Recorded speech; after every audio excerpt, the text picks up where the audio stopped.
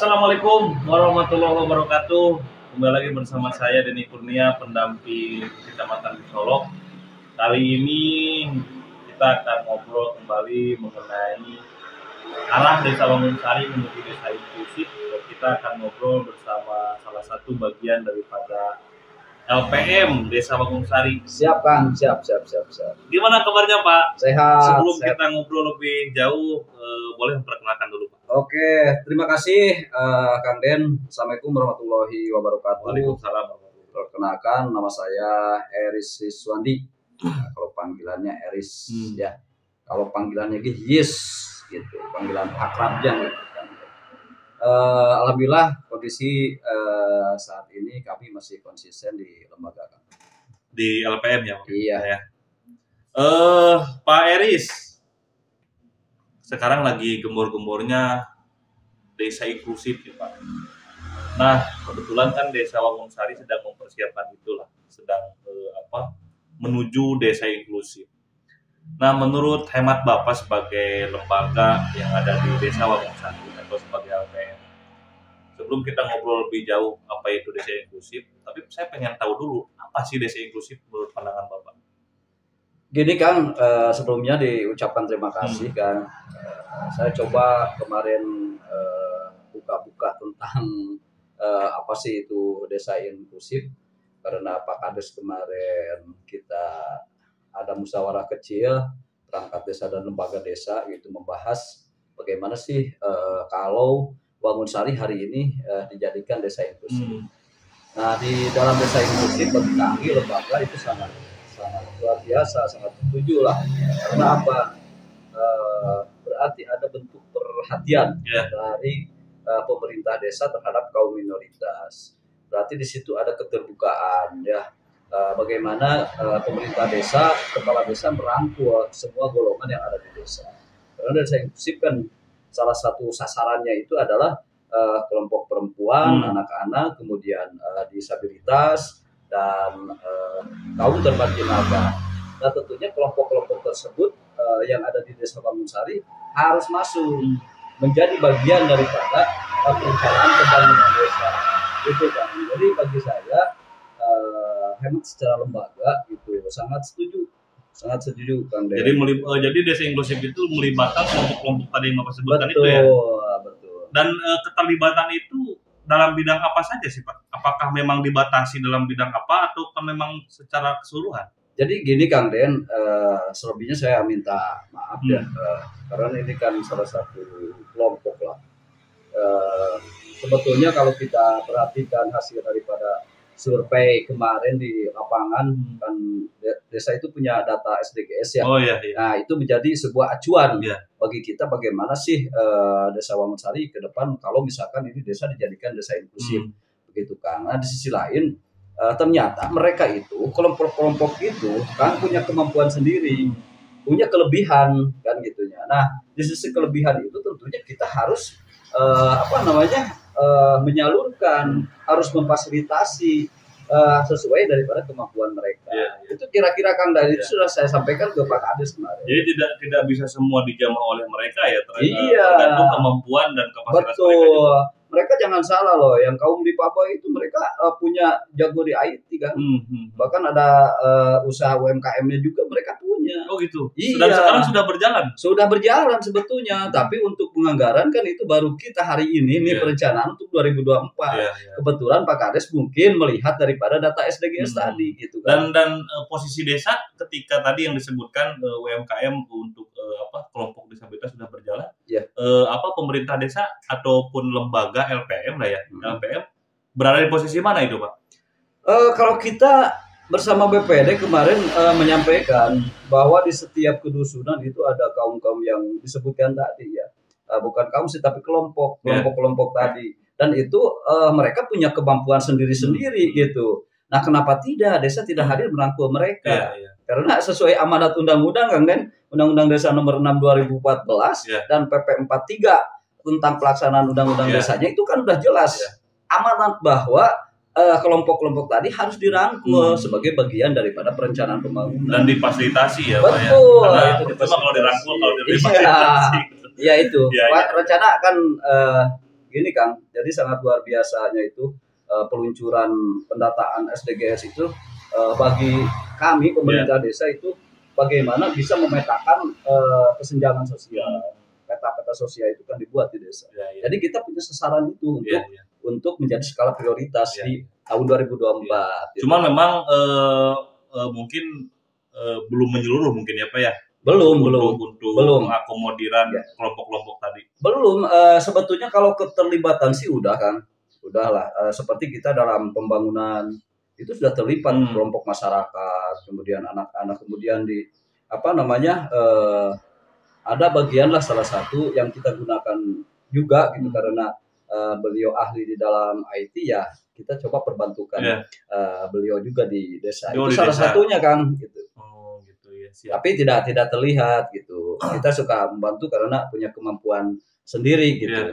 Gitu kan. Dari kelompok-kelompok tadi yang Bapak sebutkan nih Pak, kelompok perempuan, kemudian kelompok anak-anak, disabilitas, terus kemudian kaum-kaum yang termarginalkan. Lebih dominan mana, kelompok mana yang hari ini terlibat di kegiatan-kegiatan desa, lalu kemudian kegiatan apa saja yang sering didominasi? Nah, ini kan selama perjalanan Desa Wangunsari yang kalau kita perhatikan secara lembaga, jadi dari kelompok itu baru yang tertampung itu, yang mereka yang berpartisipasi di desa itu baru kelompok perempuan. Ya, itu yang mendominasi. Nah, yang kita sasaran hari ini berdasarkan survei SDGs itu kan, ternyata di situ ada kaum marginal kan.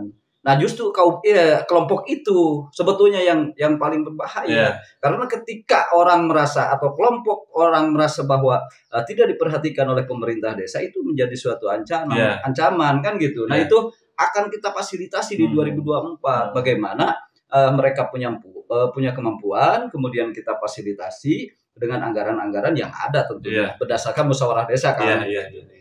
Nah, Pak LPM, Pak Eris, kalau misalkan nih Desa Wangunsari hari ini sedang menuju desa inklusif, tadi karena memang disampaikan bahwa Desa Wangunsari belum ya Pak ya, belum menjadi desa inklusif. Nah, kalau misalkan tahun depan ataupun kapanpun itu selama Bapak menjabat sebagai LPM, Desa Wangunsari menjadi desa inklusif, apa pandangan Bapak? Kalau pandangan saya sih sangat bagus ya, program yang sangat luar biasa dari kepala desa. Karena tidak mungkin kepala desa membuat program tanpa dasar kan gitu kan karena berdasarkan perencanaan tadi. Nah, ketika perencanaan Pak Kades itu dibahas di dalam musyawarah desa, kemudian disampaikan, seluruh orang tahu dan menyadari bahwa di desa itu ada kelompok-kelompok itu. Nah, baru kan hari ini kan jarang orang menyampaikan kan gitunya. Bagaimana sih di desa ada kelompok ini, ada kelompok itu kan jarang kan. Nah, kita buka hari ini di dalam musyawarah desa yang sudah kita laksanakan, termasuk di penetapan Musrembangdes nanti, penetapan kegiatan RKP tahun 2024 dan pembahasan 2025.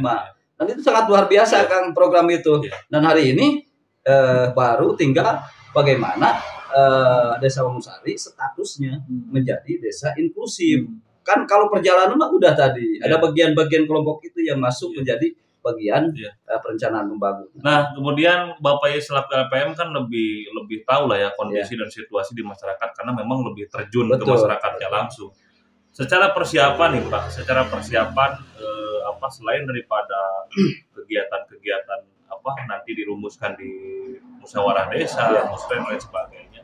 Apa persiapan Bapak selaku LPM untuk mempersiapkan Desa Wangunsari menjadi desa inklusif? Gini kan, kalau persiapan kan di desa itu kan ada alur, ada tahapan ya. Itu semua sudah kita lakukan.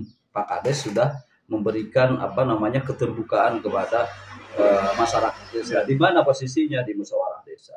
Nah, tahun sebelumnya kan kita nggak membuka ini, nggak membuka bahwa ada kelompok ini, kelompok ini, kelompok ini. Ternyata pas musyawarah desa kemarin itu masuk di dalam perencanaan kan itu untuk 2024 kan gitu.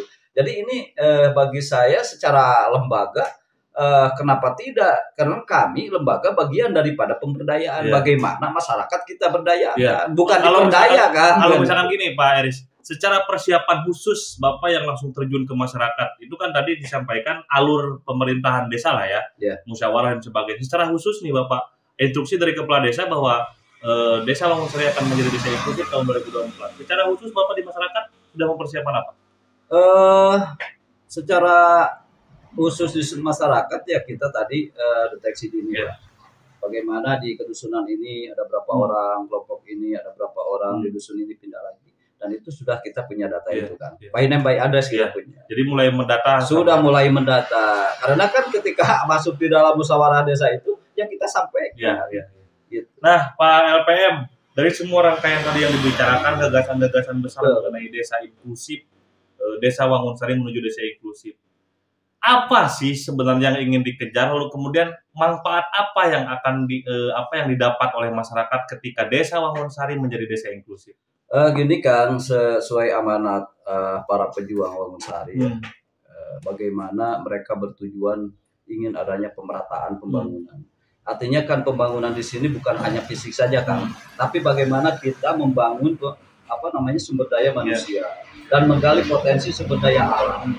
Nah di sisi ini inklusif ini lebih ke membangun sumber daya manusia. Nah tentunya mereka yang disebutkan tadi itu ternyata punya kemampuan kan, ini yang sangat luar biasa. Apakah desa hari ini tidak hadir? Jelas hadir, cuman kan di penganggaran kemudian di perencanaan itu tidak masuk kan, tidak menganggarkan. Nah hari ini hadirnya SDGs itu yang sangat luar biasa sehingga membuka pemikiran para tokoh masyarakat dan pemerintah desa itu sendiri untuk merangkul mereka gitu kan. Intinya bagaimana lah hari ini semua elemen masyarakat itu dirangkul dan menjadi bagian daripada pemerintah desa. Mudah-mudahan gagasan-gagasan besar ini Desa Wangunsari menuju desa inklusif bisa secepatnya terlaksana. Lalu kemudian mudah-mudahan perjuangan seluruh elemen di desa, terutama Bapak selaku LPM, diberikan kelancaran. Karena tujuannya tadi semua proses pembangunan bisa dirasakan oleh semua kalangan. Terima kasih Pak Eris, Pak LPM. Mudah-mudahan selalu diberi kesehatan, selalu istiqomah dalam menjalankan tugas. Terima kasih. Kita akan berbincang lagi dengan masalah-masalah desa yang selanjutnya, dan kita akan bertemu lagi di season-season berikutnya.